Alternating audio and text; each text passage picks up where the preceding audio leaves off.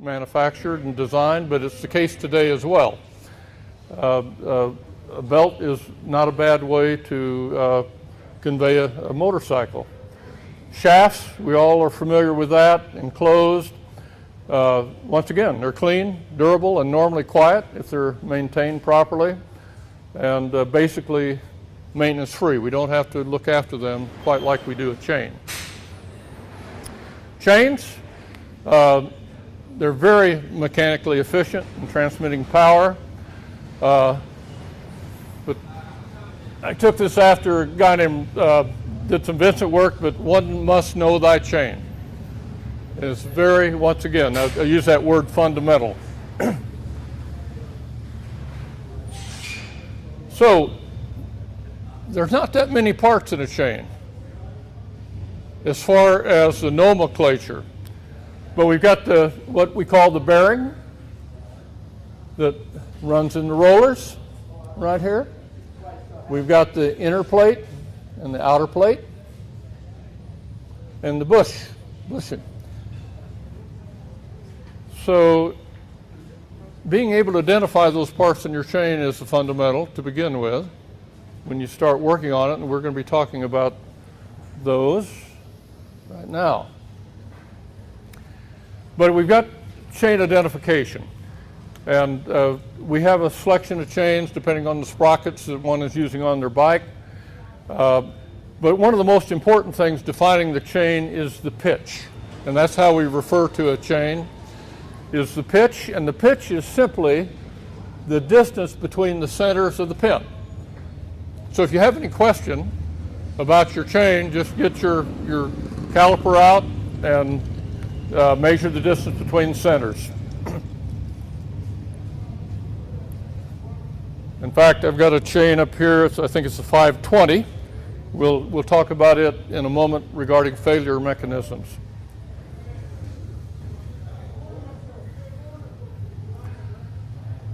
All right, so on quality considerations, I think this is a very important part of this presentation, is when we replace a chain on one of our motorcycles or older motorbikes, we need to give a little thought to what we're going to replace it with, what quality of chain. If you go online, I can buy a chain for most any one of these bikes for $30, $40, or I can spend $200 or $300. And all chains are not created the same, believe me. So some of those considerations are, what are our riding conditions? Maybe you've got a show bike that you're never going to put on the road. You probably don't need a $300 chain on it. But your riding conditions, on the other hand, if you have a high horsepower chain, you're going to be racing it, you're going to want an endless chain that doesn't have a master link. And your chain manufacturers have actually got specifications where they suggest you go to an endless chain instead of using a master link. We'll be talking about that more in detail in just a moment, about the master link. But you know, if I look around the room here, and particularly back here, and I look at these bikes, most of those bikes are being used on the road. You know, a medium value chain is perfectly good if you maintain it. And that's the key, if you maintain it. Many of these bikes, like these Vincents that are stacked over here in the corner, you can actually fit those bikes pretty easily with an O-ring chain. Got to do a little machining here and there, but basically you can. And so you put an O-ring chain on it, you kind of lower the maintenance of the chain a little bit. You're not going to be oiling it nearly as much as you do a non-O-ring chain. But you need to really give some thought to what my application is for my chain. So advanced considerations, I call it, for high performance and safety that I like to think about are those rollers. We can go back to that slide with the rollers. Some of the real inexpensive chains, they don't use a formed roller. They use a solid roller that doesn't have a seam. And if you think about that, you've got that roller in there, and it's got a gap, maybe only a thousandth of an inch or less, but there's a gap there, and that doesn't do much for strength. Okay, but you buy a good chain and you're going to get a solid roller, not a welded, not a seam welded, but a solid roller. So that's an important consideration. You can get a shot peen chain if you're willing to pay it. Both the outer and inner plates are shot peened, and as we know, shot peening does two things. It adds a little yield strength, but most importantly, it reduces fatigue resistance, high cycle fatigue. And I think if you had an extreme bike that maybe you're running on the salt, trying to set speed records, something like that, I know those guys, or a lot of them are going to shot peen chains. Gives them a little additional safety. Heat treating, big part of it. And by the way, when you're looking at your chains, you can get all these specifications. But heat treating is real important because you think about your chain as running across the driver sprocket and the driven sprocket. And what are the hardness of those? And one of the two, or one of those three parts are going to be sacrificial in wear. Think about it. So you really want to try to match the hardness up of your sprockets and your chain as closely as you can. I've seen somebody have put a real hard chain on a machine that has a real soft sprocket, and guess what happens? Sprocket wears out pretty quickly, pretty rapidly. We'll talk about that in another slide as well. But so you see there's really a whole lot of considerations when we're thinking about our chains. Another one is corrosion resistance.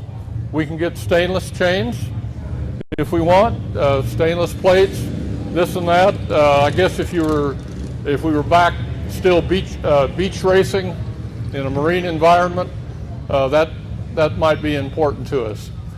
But normally these corrosion resistant alloys that we buy are not necessary if you're maintaining your chain. If you're keeping it lubricated and clean, not necessary. But these are all, and once again, all these machines are not created equal. But, and by the way, this is a rule of thumb, but you know, the tight side, as we all know, is the upper side. Our free play is in the lower side. So, as a rule of thumb, you want about an inch of play in the chain. But one of the things I'd like everybody to think about when you do this, when you check if you're riding 1 up or 2 up, or you've got the bike fully laden with camping gear or whatever you might have, you're adding weight to the bike. So you want to check that free play with weight on the bike. So oftentimes I'll find if I'm out riding with the guys or getting ready to ride, I'll have somebody about my size sit on my bike. And then I'll have them roll it back and forth, and I'll find the spot and adjust it with that weight on the bike. And if you think about it, the suspensions on the bike goes up and down, front or back, whatever the suspension may be, you're actually adjusting the length of that chain. So you've got the swing arm doing this, and when it goes down, things get longer, goes up, they get shorter. And so you want to do it with some weight on it. So all of you will find with the bikes that you're riding, you'll find the right spot with a little time that's specific for your machine. But it's real important. Check that aspect. Well, this is quite a subject, the forces on the chain. It was less than 30 days ago, this Veloset group, somebody got into forces on the chain, and a couple PhDs got going back and forth on it, and it just got into silly land. But we have to remember that we don't only have force going into the axis, pulling that chain into the center of the axis. That's what helps keep it on the sprocket. So anyway, that could be a very long subject point, but important that we know there's a lot of forces going on in our chain drive. Now, failure mechanisms, this is where it gets interesting. The pin and the bushing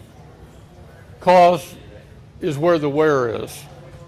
And when we talk about chain stretch, the chain does not stretch. It elongates. And that's because those pins and bushings wear out and they get loose. And if you haven't done it, what I highly recommend is next time you change a chain out on one of your bikes, take the chain, your old chain, and lay it out on your bench or lay it out on a flat surface, and take your new chain and stretch them out just the same. And of course, count the links, make sure you've got the same number of links in each one.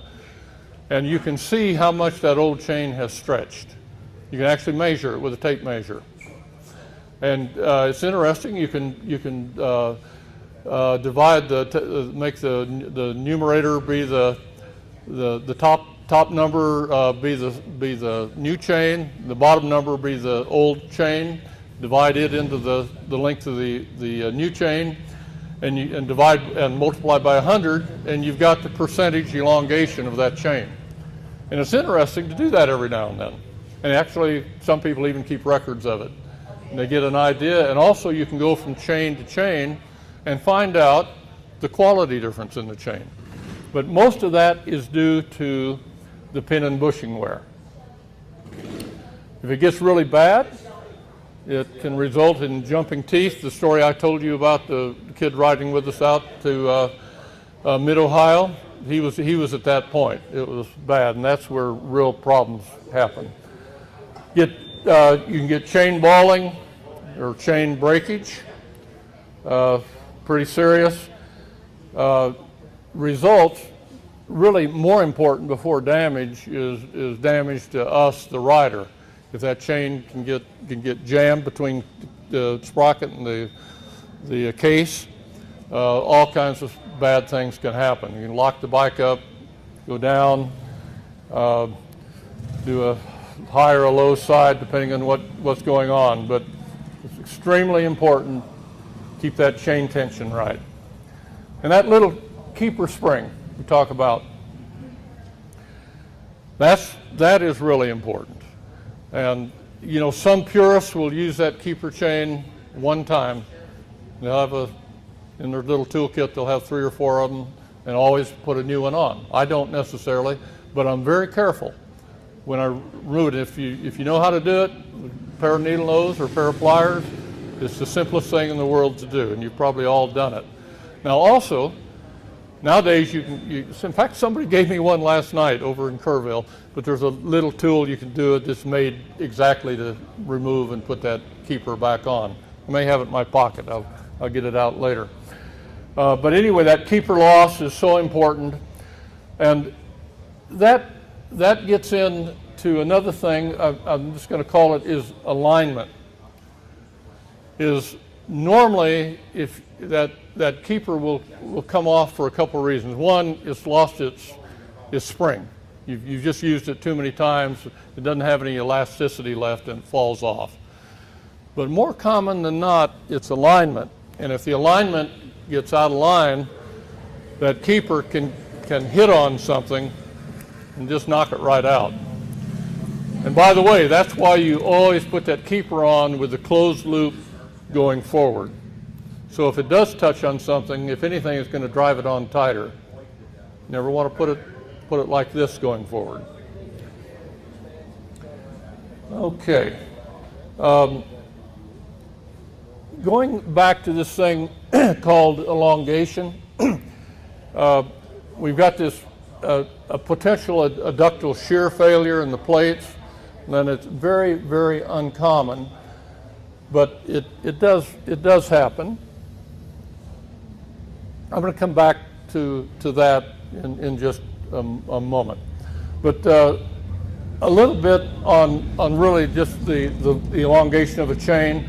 Once again, it's the pin and bushing wear, and I'm not sure if you can see it, but I made an example here where you can see how one's wearing and starts getting loose.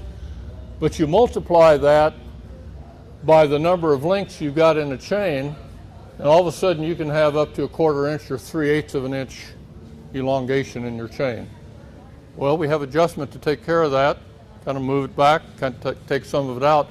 But the problem is, once that slop begins, it starts working on itself and it gets worse and worse. It doesn't ever get better.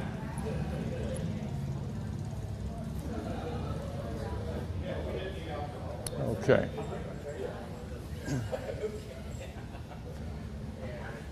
So I wanted to talk about this stress strain and kind of take that out of the equation a little bit, but it's good to know. And I think the take home here is that pin bushing wear that creates the chain elongation. But if you take a piece of material, it doesn't really matter what it is. It could be plastic, rubber, steel, or any grade of steel, and we put it in a tensile device, and we pull tension on it to determine what the tensile strength is, what the yield strength is. And so we put a stress on it on the vertical axis, and on the horizontal axis we have what we call strain. And we actually measure that strain in inches or micro inches, and we'll pull on it.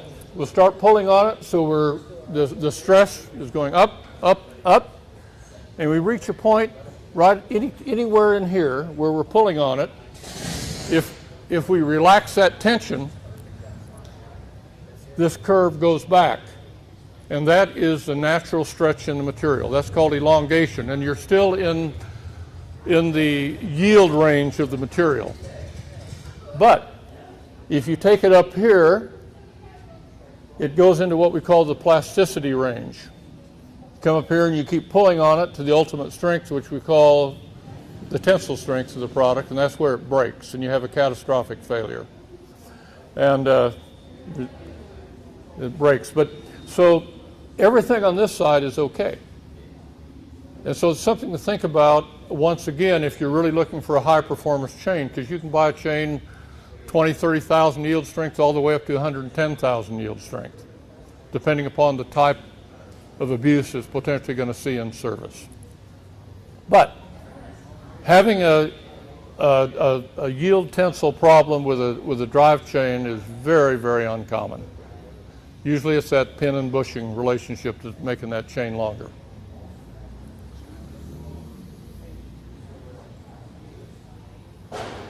And a quick test for chain wear is simply at the back of the driven sprocket, grab the chain, pull on it a little bit. And it's something, they're all you're gonna feel them move just a little bit, but if you can actually pull it away and see the teeth of the sprocket, you've got a problem. It's time to start addressing it. And normally tightening a chain up, it will not resolve this problem. This is because it's being constrained on these other teeth. This just means your chain and or your sprocket are wore out. So it's just a quick test. Everybody does it, and I think you're all aware of that. So this is pretty obvious problem, what a good sprocket looks like and what they can look like when they get wore down. And we get down to this point, trouble's just right around the corner. All right, so once again, knowing your chain and taking care of it is just so important. Keep the crud off of it. After a ride, wipe it down. Toothbrush with kerosene works pretty good for the heavy stuff if it's really filthy. Do not use gasoline or other solvents. I don't know, you could do an old-fashioned chain bake. Everybody got together on Sunday morning and throw them in a vat of oil and boil them. That works pretty good. You get the oil impregnated. Used to call them chain bakes. But keeping your chain clean, not only lubricated, but clean. Very important. Then lubrication. All types of things work. Gear, heavy oil, works pretty good. Aerosol sprays are fine. They're very fine on a standard chain, but if you have an O-ring chain, stay away from it. Because whether it's Viton or whatever it is, those rubber O-ring chains, it's not compatible with all aerosols. So you got to be a little careful about that, or you can take a nice $200 O-ring chain and screw it up pretty quick. Let the lubrication soak into the pins and bushings. Don't ride immediately after lubricating. Don't want to apply too much. just a coat. It's going to fling off if you put on too much. It's just going to be all over the bike, give you something to clean up.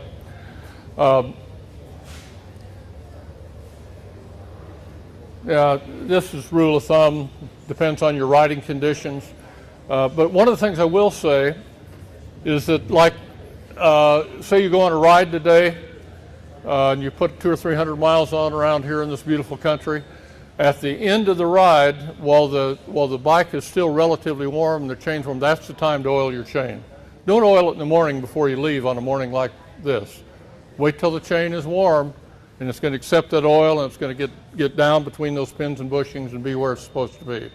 So it's just, particularly as the summer wears on, the heat of the day, when you're done with your ride, and you're going to take care of your chain, do it at that time, not early in the morning when it's cold. Riding in the rain. It's interesting. Yeah, water is a lubricant, but it can also wear a chain out pretty quick. I had a really good friend that was riding an older classic bike up to Alaska a few years ago, and he was on the Alcan. He was really doing good, well on his way, but he didn't have a spare chain, and he got in one of those sessions where it just rained 3 days continuously, and he wore his chain out. Of course, the Alcan back in those days was gravel and dirt, so that wasn't helpful either, but it shut him down. But anyway, if you are riding in the rain or have ridden in the rain, that rain washes a lot of the lubricant out, so lubricate it a little more frequently. I talked about adjusting your chain tension. Make sure your riding weight is on it. Rotate the wheel to till you get to the most free play, and that's where you want to adjust it.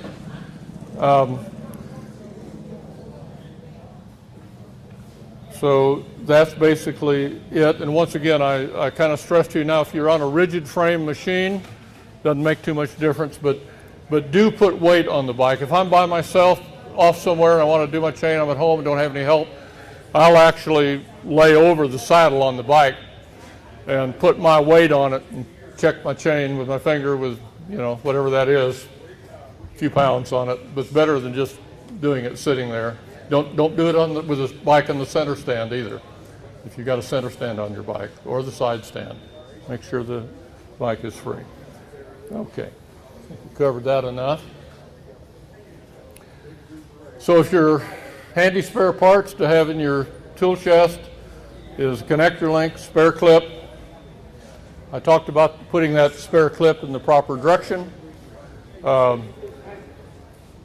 The proper installation and removal of that clip is so important. Don't spring it if you can keep from it. Try to avoid a half link if you can. You notice people always, they look at these Vincents over here, and a couple of those Vincents have got sprockets on both sides. People wonder, well, what's that all about? Well, what that's all about is back when Phil Vincent designed those things, he made them that was back in the days of the TT when people would go racing on weekends, and they'd take a Vincent to the races.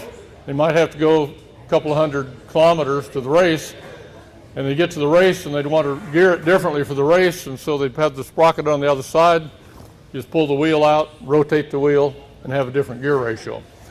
And then they also were made where you could do a sidecar outfit, same thing, turn the wheel around when you put your sidecar outfit on, and have a different gear ratio. Anyway, that's where a half link sometimes comes in to make an adjustment to where you don't have any more play in your adjustment. And a lot of folks will take a chain breaker along with them just in case they've got to put a half link in or do something unusual like that. Safety. Now, I think this is probably the key slide.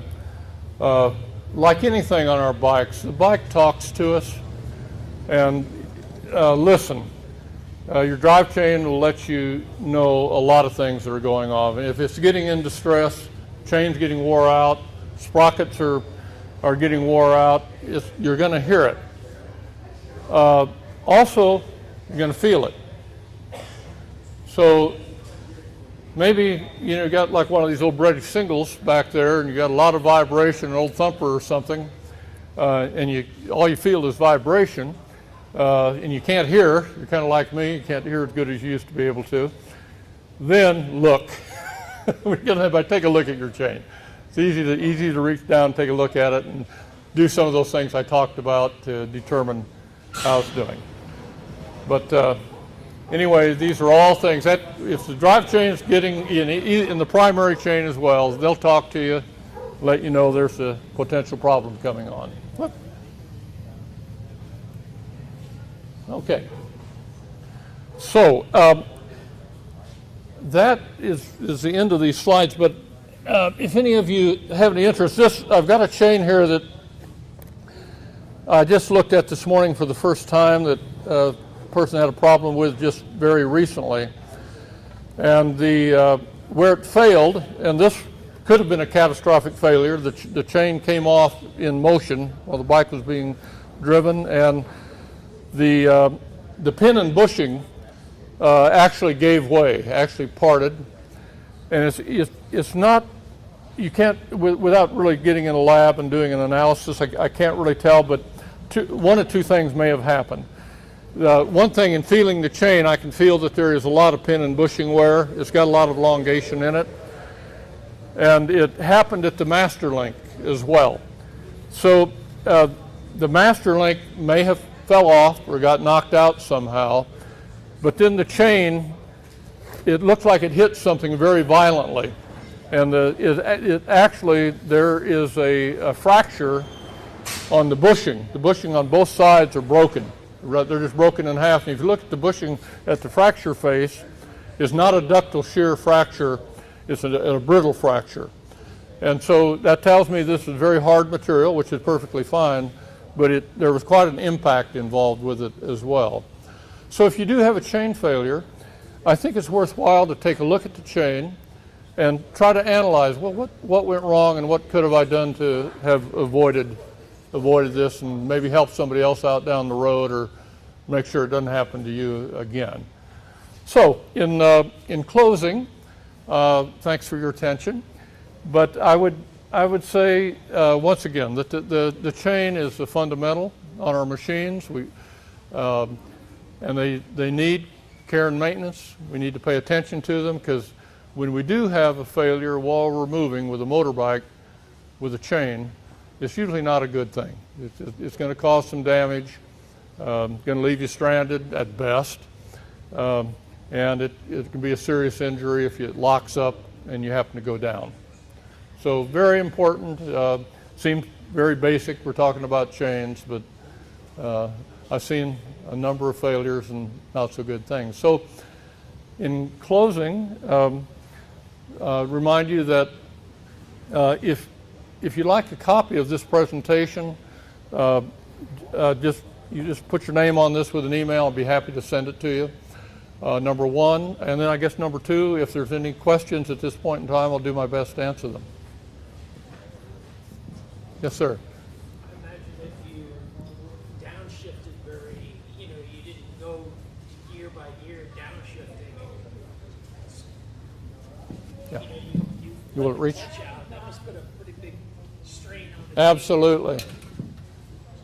Yeah. No, I was saying that if you downshift like too fast, or you skip a couple of gears, and it puts a big shock load on the chain as Absolutely. Well. Absolutely. Yeah, that's a big one.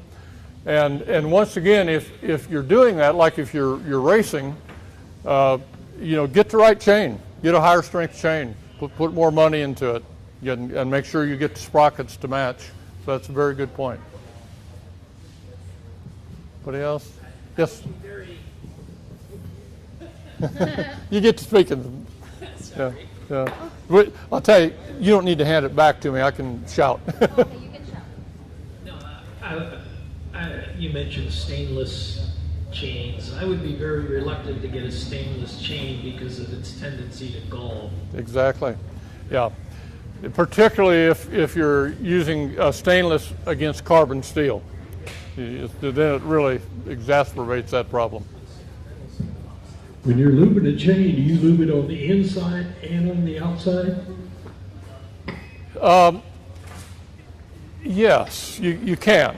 Now, most people don't, but if I could expand upon that a little bit, when you lube a chain, I really don't need this, I don't think. When you lube the chain, almost all of us way over lubricate the chain, including me. And really where you need to pinpoint the lubrication is at the edges of the chain, where that oil can get into the pin and bushing. So yes, what I normally do is I'll lubricate on the top run, on top of the sprocket, and then continue doing it. I'll do it on the inside of the chain where it's coming into the sprocket, so you're getting both sides of the sprocket. So that way you just get better penetration.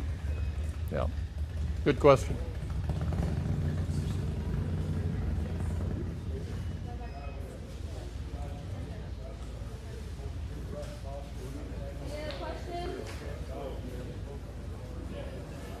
That it? Okay. Thank you, everybody.